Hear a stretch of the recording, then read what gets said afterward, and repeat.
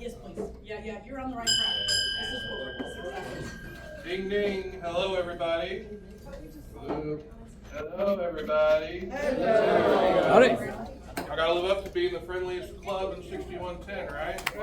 Will Rogers Rotary today, right? I got it right that time. I didn't have to be corrected or anything. So good to see you all. I hope you survived last week. No bumps or falls or anything. I heard about some friends who've fallen and hurting themselves. So just know if it's icy outside, don't go outside. You just absolutely have to. But now we can almost put shorts on. So wasn't it Will Rogers who said that about Oklahoma weather? Just wait a minute. Or is that? I think every state claims that though. That's some, because I've heard people say that in Texas too. But anyways, if you wouldn't mind, rise if you're able, or if you do our Pledge of Allegiance. Pledge allegiance to the flag of the United States of America, to the republic for which it stands, one nation, under God, indivisible, with liberty and justice for all. Thank you all very much. For our moment of inspiration, I want to actually ask Larry to join me up here real quick. Would you mind coming on up, Larry? Me? Yeah, no, the other Larry.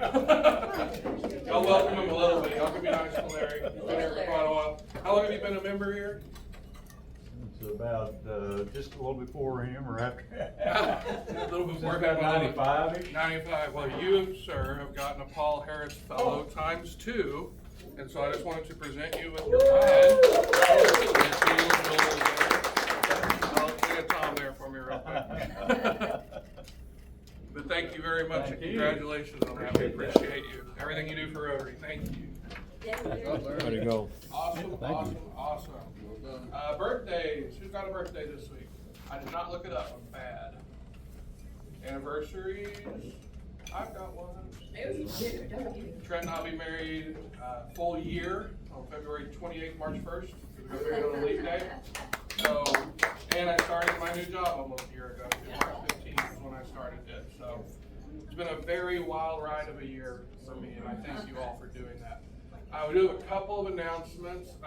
Who was it that wanted to give an update on, Mark, is that you?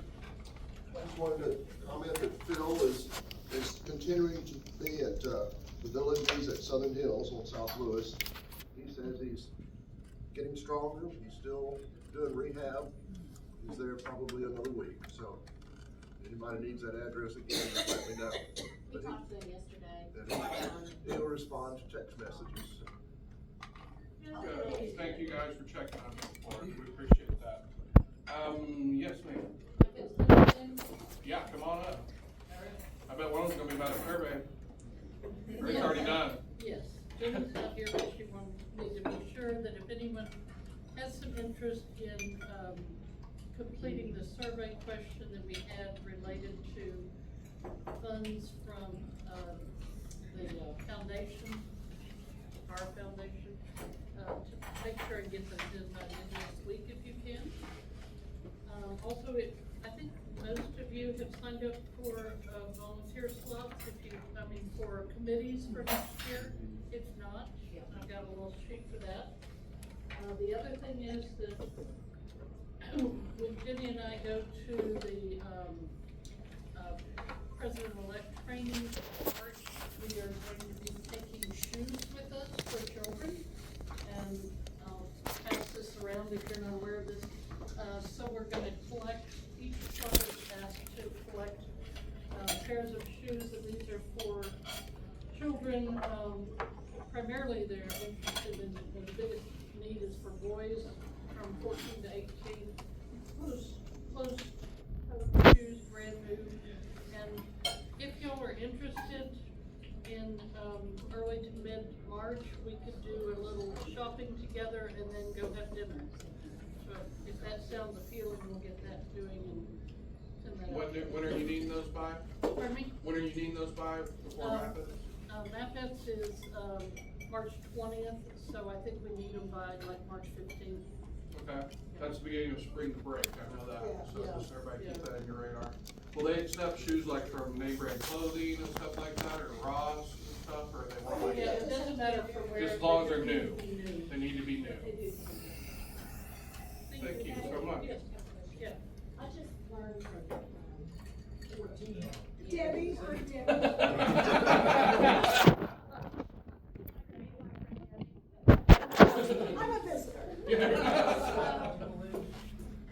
I just learned that the letter that went out asking for you to, check off on the list for your nonprofit choice, those are going to be sent out by Jenny, I guess, to those organizations to apply for the money, right? Yeah, she's asking them what they need and whether they're interested. This Okay, is, so the survey is more, do we have any connections, do we have any ideas? Okay, I just didn't know idea the other part of generators it. kind of. But I spent some time this weekend looking at guidestar.com. If you've ever used that, it tells you a lot of information about the organization and their monetary, their 990s, whatever. And it's interesting. I think we need to put our money. What was that sign again? Guidestar.com. Guidestar. GUIDESTAR, Yeah. or STAR. So it gives you like what they spend on administration versus actual, Exactly. versus actual. And they'll have their 990 attached. they Oh, will. okay. What level Their fire? rush receipts and their assets. So, I just think we ought to be Yeah. smart about it, because it's a lot of money. And we want it to make a big impact. Yes. Yeah, yeah. One other thing I'm gonna mention to y'all in this, training class I'm going through, our assignment this week is to make a brochure. So, I will have a draft of a brochure for our club, and then and if any of you have any input into what you think ought to be in it, feel free to send me an email, or I'll send it to you when it's finished, and then we can rev it up or whatever we want. So Super, thank you very much for sharing that. And yeah, GuideStar is a really, yeah. Well, I don't know. GuideStar is a really great reference for nonprofit groups. If you have one that's reaching out to you and you want to find out more about them, it does have their 990s on it, which at the end, you have to scroll through like 30 pages sometimes. But at the end, you'll see a list of Iron Gate.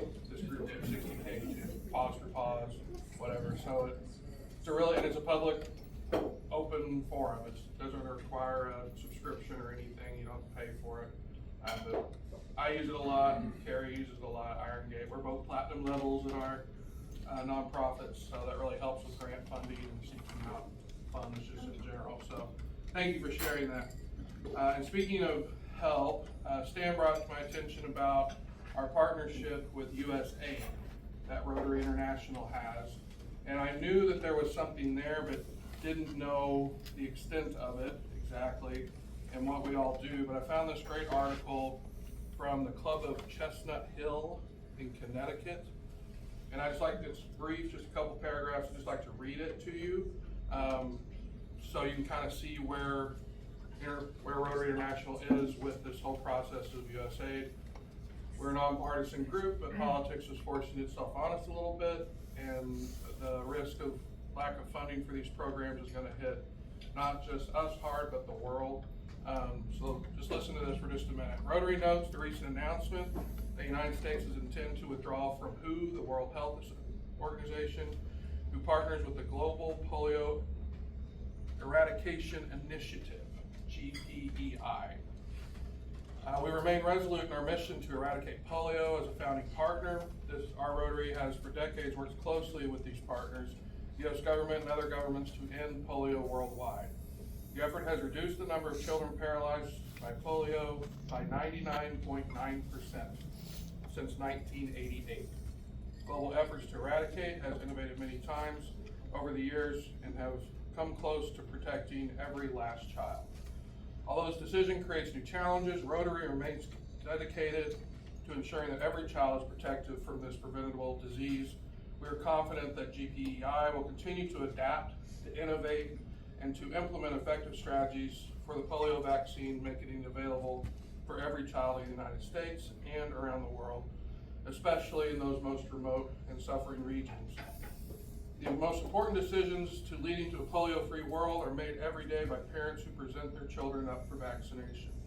We remain committed to work with all of the GPE&I partners to fulfill the promise of a polio-free world. Together we have ended smallpox, and together we can ensure that polio becomes the second human disease to be eradicated from the planet. Rotary has collaborated with the United States Agency for International Development, USAID, since 2009 on different types of programs.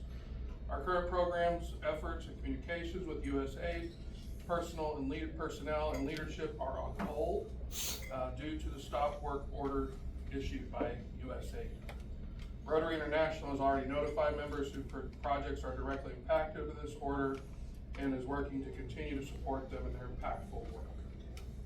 Last paragraph. We're navigating the implementations of the recent stop work order issued for the Hearts of Europe project that are parts of partnership with USAID. All projects that are currently in an implementation phase have been notified and given information what actions need to be taken while the stop work order is in place. We're working directly with those projects, and we are not yet being implemented to determine alternative funding for this important work. That was dated February 6th this year. So this kind of gives you a little bit of background on what's going on. It's kind of one of those, everybody's in limbo right now, but we just need to remember that. And remember that too when you drop money in the can for our Rotary International that goes to Polio Plus, and just remember that. And remember that when you're talking to your friends and neighbors, when they bring up things about USAID and these drastic cuts and what it's really doing to the world. So after that lovely, cheerful little paragraph, I'd like to introduce you to Carrie. Carrie Vesely, am I saying that right? Carrie Vesely Henderson is the Iron Gate's Executive Director. She is a native Tulsan with degrees from both the University of Oklahoma and the School of Art in Chicago. Her nonprofit career started with the Museum of Contemporary Art in Chicago, then the Development Director of the Tulsa Opera, and Vice President of Development at the Tulsa Botanical Gardens, which is where we realized that's when we first met, when I was working for a magazine. With more than 20 years of nonprofit management and fundraising expertise, Carrie joined Iron Gate in 2017. She was part of the team that helped create the new Iron Gate on Archer, if you haven't seen it. The building opened in August of 2019. Since being at Iron Gate, the staff and budget have grown to meet their ever-growing needs. So please welcome Carrie.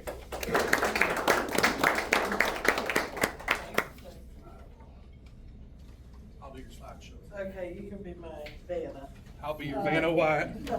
Thanks, Evan, for inviting me here. Thank you all for having me at your club today. It's always an honor and a privilege to come speak to you all and talk about what we do and learn about what you all do for the community, because I know Rotary is an integral part, and Tulsa has a really proud heritage of Rotary clubs. So thank you all for your service. So Iron Gate, our mission, see, I try to bring slides and then I talk around them. Okay, plug please. So I can do that. Maybe. Okay, so 47 years ago, there were 3 men at Trinity downtown, and there was a hungry man outside, so they went outside, made him a sandwich, and then the word grew, if you're hungry, go to the church with the Iron Gate. And that's how we got our name. So those 3 men were our founders. Our mission is really simple. We feed the hungry and homeless of Tulsa every day. So that's what we do. We try to really stay in our lane, so to speak. And we're going to continue. So, okay, this is a weird slide. You just have to keep clicking till it off. So, Oklahoma's poverty rate, 15.7%, 4% higher than the national average, winning as always. Unfortunately, 1 in 5 Oklahoman children do not get enough to eat. And then in a survey that was done about 2 years ago, 31 people said they did not have enough money to buy food. And we know where there's poverty, there's food insecurity, and that's where we come in. So we do these 3 different programs. We do a daily community meal, a grocery pantry, and a kids pack program. Our first is our daily community meal. We serve this every day, 365 days a year, even during snowstorms. I'll talk about that some more later. Oh, you can keep going, I think, yeah. And there should be the next slide. Yeah, there we go. So we serve every day from 8:30 to 10:30 in the morning. We start with the breakfast entree, and kind of when it runs out, then we go to more of a lunchtime entree. We partnered with OU Tulsa. We're doing a food as medicine program for our guests. We started that in the middle of COVID, and then since we've been back inside after COVID, we've really made a concerted effort to make sure that we're serving fresh fruits and vegetables at every meal. We used to serve coffee with or sugar with the coffee. We don't do that anymore. It's not very popular. But, you know, we used to serve dessert with every meal, and we don't anymore. We do that. So we know that if our guests eat better, that they're gonna have better outcomes in their day. So we serve between 600 and 1,000 plates a day. People can go through the line as many times as they want, no questions. You know, all you have to do is walk through the doors to have a meal at Iron Gate. You don't have to show an ID, you don't have to tell us why. You just come and you eat. We'd love for you all to come visit sometime. It's literally like it feels kind of like a high school cafeteria or something, complete with certain groups sitting in certain spaces. But they can come, you know, just like high school. But last year we served 270,000 in 126 meals, which is about an average about 700 a day. It kind of follows a pattern. We will be not as busy at the beginning of the month because if people are getting any kind of assistance or anything like that, they won't be there, and then we can tell as the month goes on, we get busier. You guys are catching me at a good time because I just did all the numbers from last year and I can still kind of remember them. Last year in our dining room, about 88% of the people are experiencing homelessness and about 12% are housed. And the people experiencing homelessness has creeped up a little. It used to be, when I first started 7 years ago, it was about 80-20. 80% homeless, 20% housed. And now it's creeped up, it's like 88 and 12%. So, you know, you can tell. So that is, now the interesting thing also about that, our community meal program is it's stayed about the same in that same area. You know, we kind of go between 250, 275,000 meals, which again is interesting because we know there's a lot more people experiencing homelessness. But I'm sure you guys know, if you live across the city, that people are kind of everywhere. So that's my theory on why our morning meal numbers haven't gone through the roof. And then the other thing we do during the morning meal is we also partner with other agencies. So Monday through Friday, we have caseworkers from Family and Children's Services. We'll have case managers from Grand Mental Health, Tulsa Cares, the VA administration come in and service our guests. Iron Gate doesn't do any case management because we know there's so many other people who do it better, so we stay out of that. But we like to partner with people so that people can kind of start to build a relationship and get some help. So that said, our biggest area of growth, unfortunately, is our grocery pantry. So in 2019, we served 10,000 households. Last year, we served 63,000 households. Yes, that's how I feel. Like, what? And some of that's different. We know COVID, inflation, all that plays into, but some of it is we've also expanded how we do pantry. So our kind of core pantry program is what we call self-select pantry. We do that 3 days a week. It's Monday, Wednesday, Friday. Again, we're a no barrier organization, so anyone can come in. All you do is you sign up. Our only rule is we ask that you come one time a month. But other than that, anyone's welcome. You don't have to have an ID. You don't have to have a water bill. You don't have to tell me how bad you need it. If you sign up for groceries, you are welcome to come. And it's self-select, meaning that you go through, we set it up with 2 rooms, and you can go through and you can pick out what you want. Usually produce, we usually have enough abundance that it's like whatever produce you can use, you can take. Let me tell you, sometimes I have amazing produce because there's a whole food waste economy that is kind of crazy in the US. But we will get pallets of rejected strawberries that look better than what you might find in the grocery store. And they just, I don't know what the thing is, but anyway, we get them, and so that's amazing. And then other things, proteins and canned goods, you know, they're limited. You can have, depending on how much we have, you can have X of this, X of that. But you can make your own selection. Do you want green beans, or do you want corn? Do you want chicken, or do you want beef? So that's our self-select pantry. And that is about 50% of what we do. And then the other things that we do is we do an agency pantry. We do that Tuesdays and Thursdays, and that's for case managers, social service workers, and they can sign up to come get groceries for their clients who might not be able to come to Iron Gate. And again, same thing, we ask that they come once a month, but we'll pre-package the bags for them so that a case manager can just come pick them up, take them to their client. And then we also do, our newest one, which came out of COVID, is what we call our outreach pantry.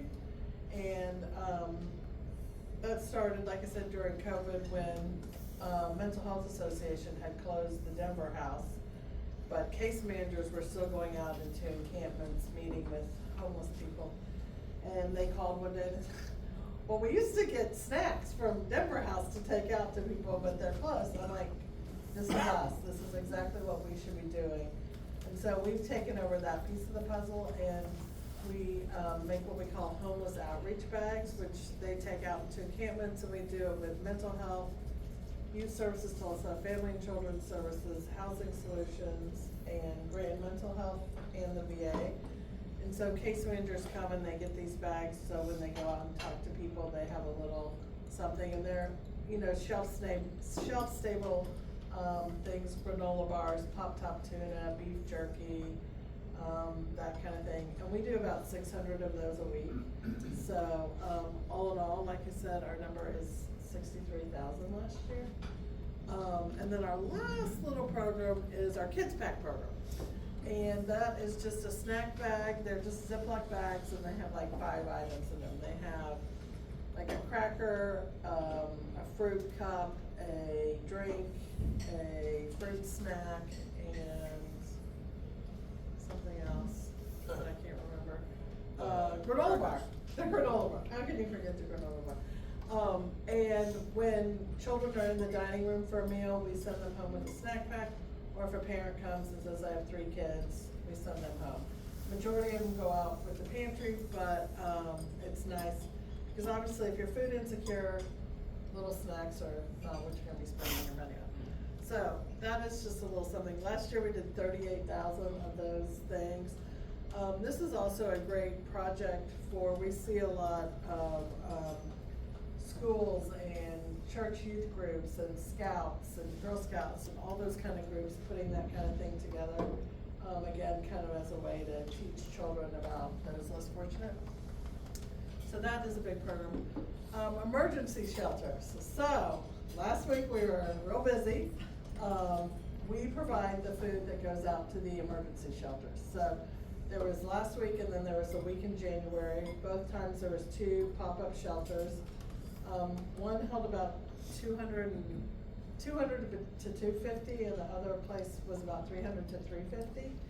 And so we did breakfast, lunch, and dinner for those. So I calculated up, we did an additional 12,225 meals.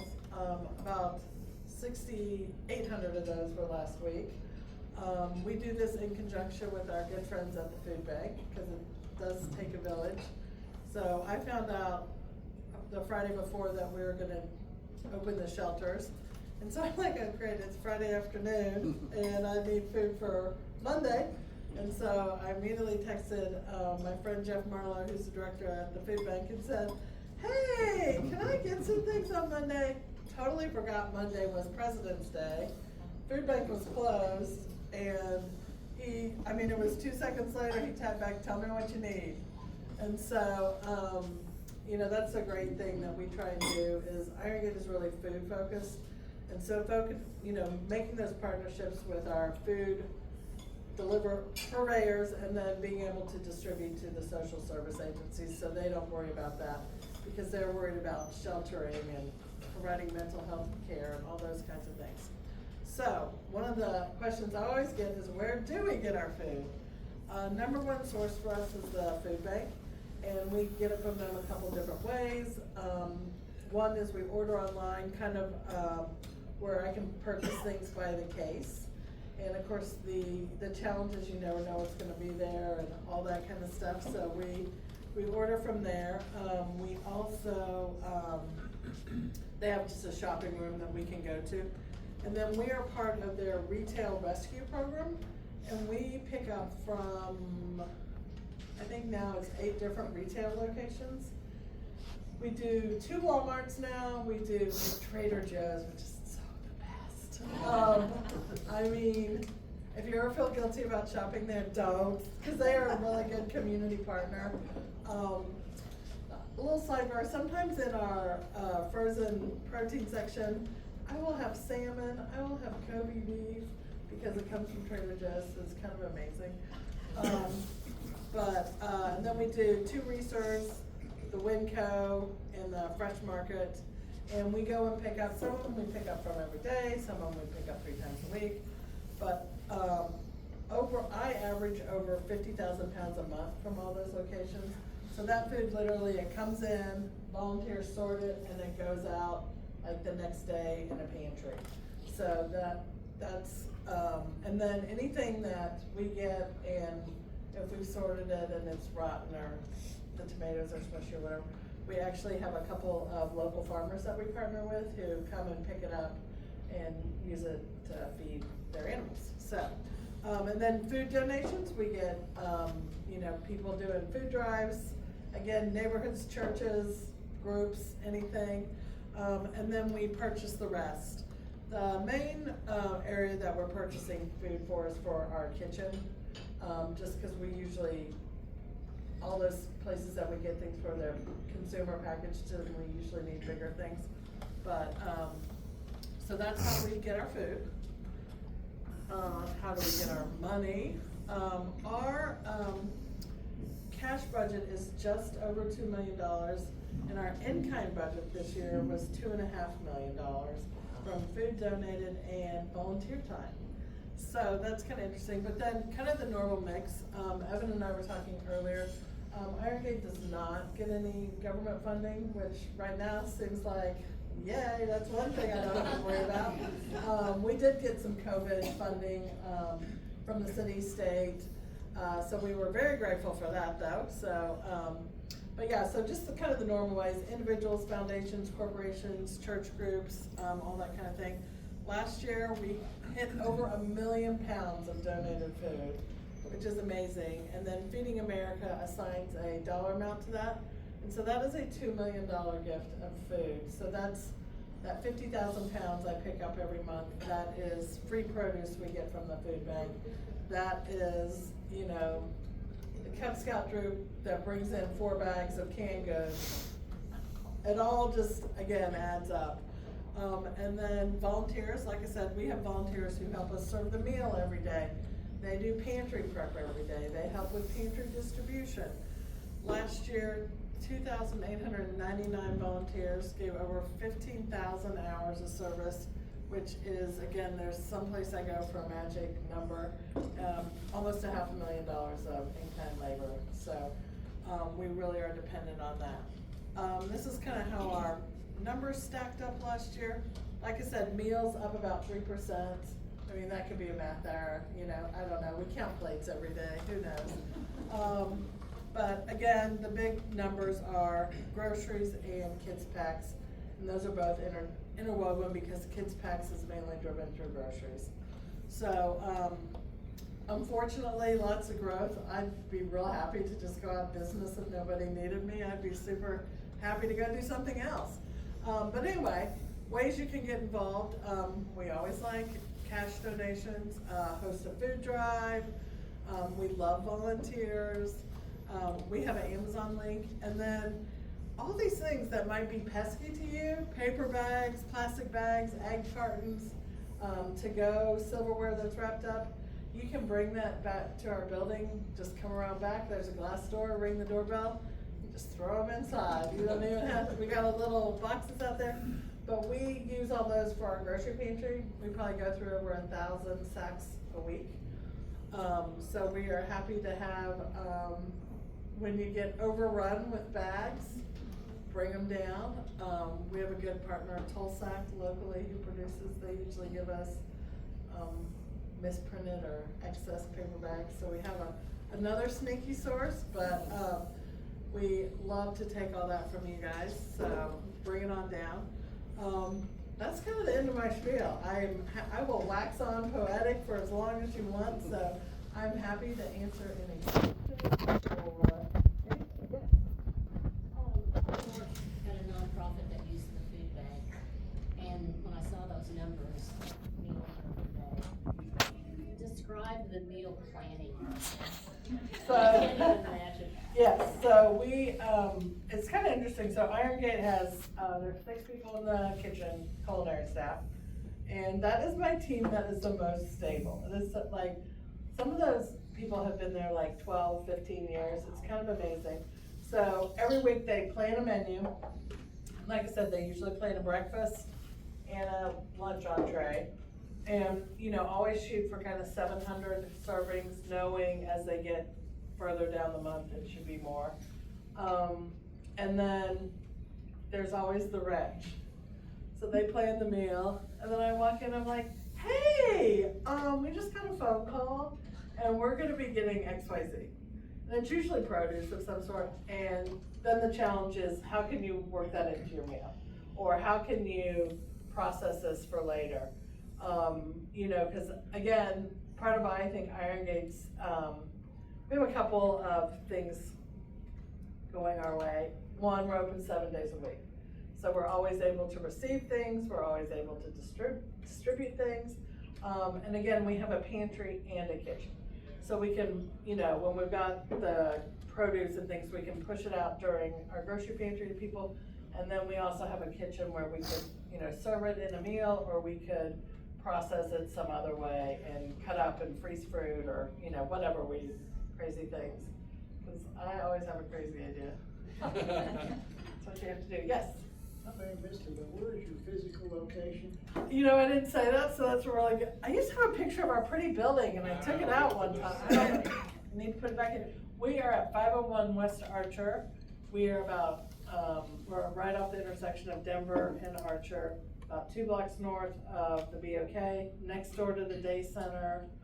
And it is a pretty black building, black brick building. We think it's pretty. With a gate. With a gate and a red heart. Yes. The self-serve pantry, what are the hours? So, also, good question. So that takes place Monday, Wednesday, Friday from about 1 o'clock to 3 o'clock. People can go online to our website and sign up. It's interesting, some of the things that have changed, like past COVID and our new building. So when we were in our old building, we had a room probably smaller than this. And we had tables literally like this. And we would just put everything out on the table. Like frozen protein, and like when it was gone, it was gone. And people would just come and line up and go through.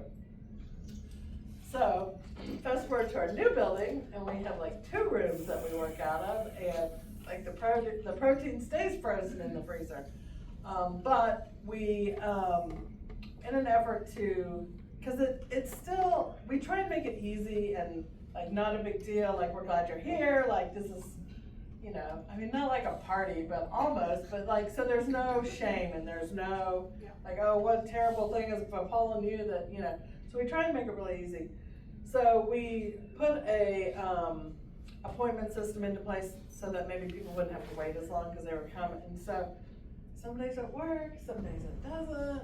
But the interesting thing also in grocery pantry is 55% of the people who come to self-serve pantry only come 1 time a year.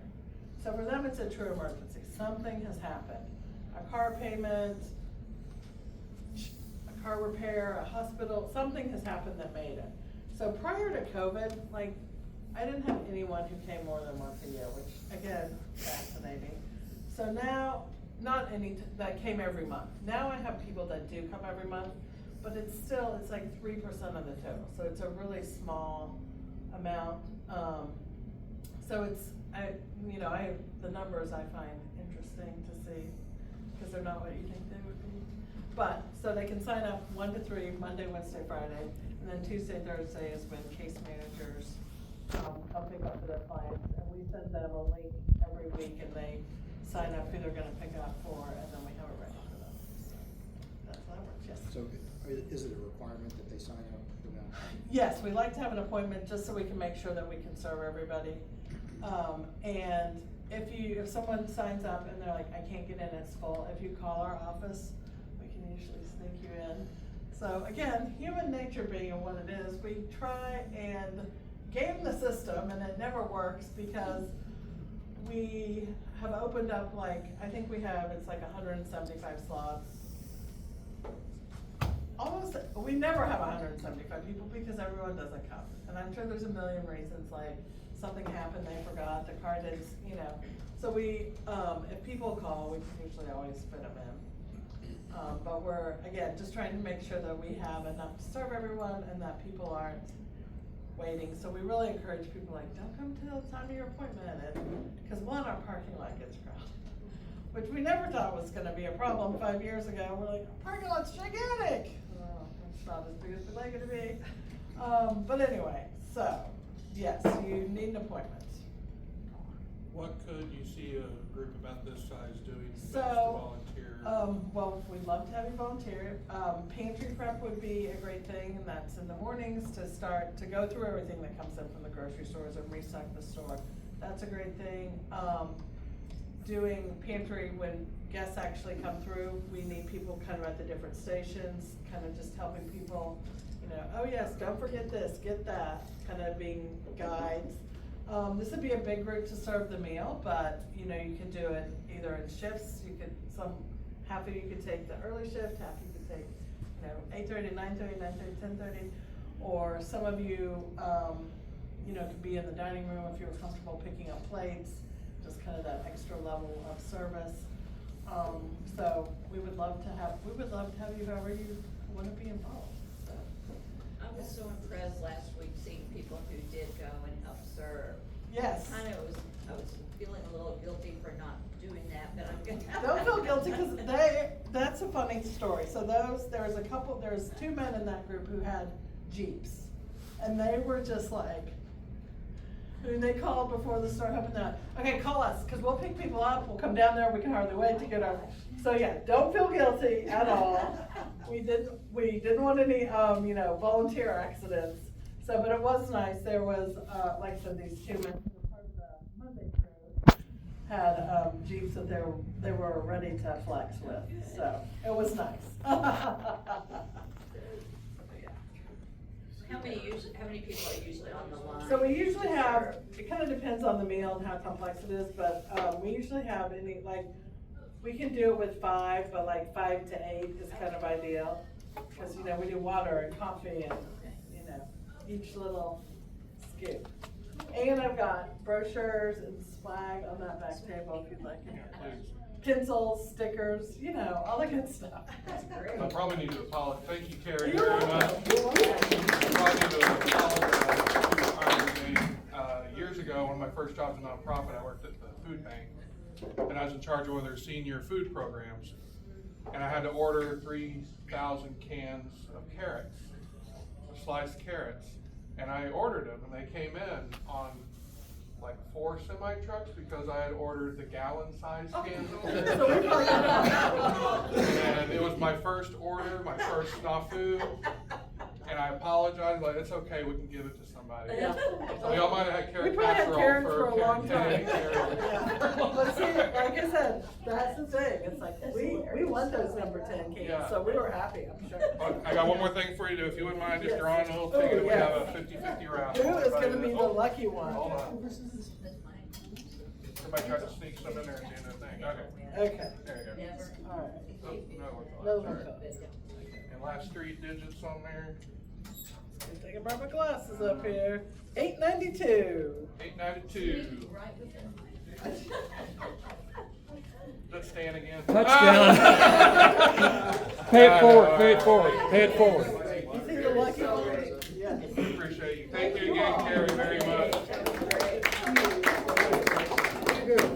right, if we don't have anything else, I'll close this out. Anything, other business that we need to discuss? Oh, next week, we're at Will Rogers. Oh, next week, yes, we'll be at Laurel Rogers But we High don't have School. anybody doing lunch. Oh, who would like to do lunch for Laurel Rogers next week? Anyone? We could order pizza or something, make it easy. Is the mayor coming? Do we know? No, No. not to this meeting, not yet. It'll probably end up being one here, if we're able to get him. He's got a little busy with his little housing initiatives this week. So, all right, well, if you can stand again as you're able, we'll go through our four-way test. All right, is it the truth? Is it fair to all concerned? Will it build goodwill and better friendships? Will be beneficial to all concerned. And will it be fun? All right, thank you guys for being here today. Y'all have a safe rest of your week. That was loud. I hit that one right where it's supposed to. Carrie, thank you so much. I knew you probably stopped. Tell me, how was my? See you. You too. Saw you or your